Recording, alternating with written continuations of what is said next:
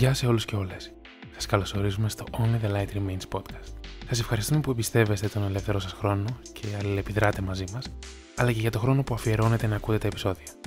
Αν μείνετε σήμερα μαζί μας, θα ακούσετε ένα επεισόδιο φιλικό προς το περιβάλλον. Ένα επεισόδιο που συνδέει την ψυχολογία με τα φυτά και το αντίστροφο. Πώς και γιατί μας παρέχουν ηρεμία. Μπορεί ένα όμορφο φυτό να μας σώσει από το να γίνουμε φυτά και δέσμοι του ηλεκτρονικού υπολογιστή? Καθίστε αναπαυτικά δίπλα στα λουλούδια που αγαπάτε. Είμαι ο Κρίς και ξεκινάει το επεισόδιο 17. Φυτά και ψυχολογία.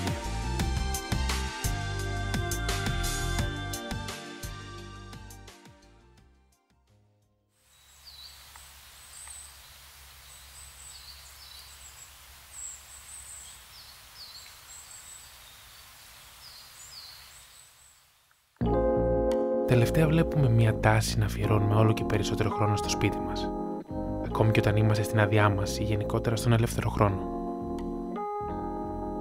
Πρόσφατη έρευνα δείχνει πως περισσότερο από το 85% της καθημερινότητάς μας βρισκόμαστε σε εσωτερικό χώρο.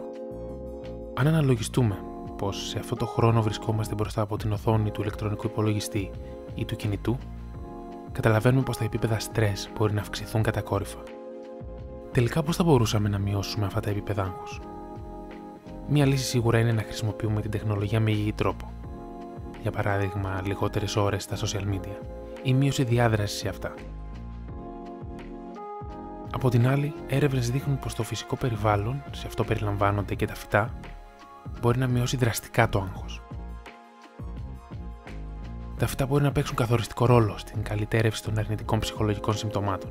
Συνεπώς, τα φυτά σε εσωτερικό χώρο μπορούν να αποδειχθούν επίσης ένα φάρμακο για τη διάθεσή μας. Για παράδειγμα, μπορεί να αυξήσουν την ικανοποίηση στον εργασιακό χώρο, να μειώσουν το ψυχολογικό στρες, να αλλάξουν τη διάθεση και κατ' επέκταση να μας προστατεύσουν από το χρόνιο στρες. Όλες οι επιστημονικές έρευνες που έχουν βρει πως οι άνθρωποι που βρίσκονται κοντά στη φυσική ομορφιά, είτε είναι φυτά εσωτερικού είτε εξωτερικού χώρου, ωφελούνται συναισθηματικά αλλά και ψυχικά.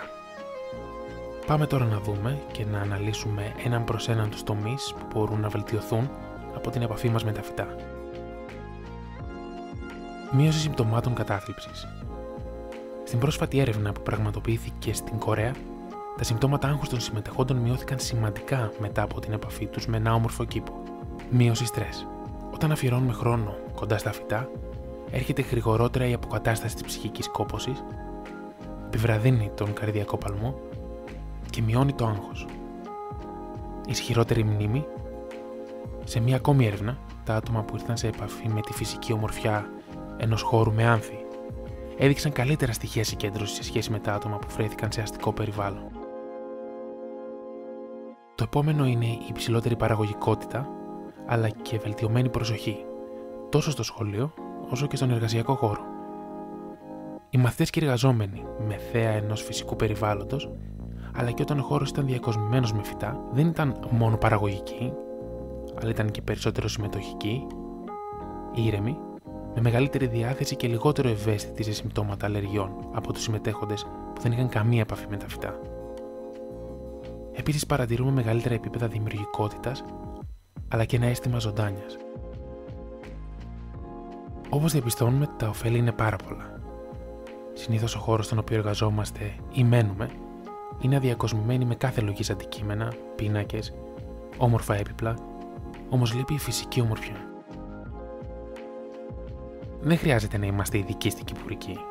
Χρειάζεται μόνο η διάθεσή μας να αγοράσουμε μικρά ή μεγάλα όμορφα φυτά. Αν μένεις σε πόλη, όπως εγώ, και δεν έχεις πρόσβαση στη φύση, φέρ' την μέσα στο χώρο σου και άφησέ την να δράσει στην καθημερινότητά σου. Καλαγχόη, γαρδένια, μαράντα και σεφλέρα είναι μερικά φυτά που μπορούν να διατηρηθούν σε εσωτερικό χώρο και να βελτιώσουν την ποιότητα της ζωής μας. Άλλωστε, όπως είπε εύστοχα ο Γάλλος ζωγράφος Ανρί Ματής, υπάρχουν πάντοτε λουλούδια για αυτούς που θέλουν να τα βλέπουν. Σας ευχαριστούμε που μείνετε συντονισμένοι εδώ στο Only the Light Remains podcast για ένα ακόμη επεισόδιο. Τα καλύτερα έρχονται για να απολαύσετε υπεύθυνα όλα τα νέα επεισόδια.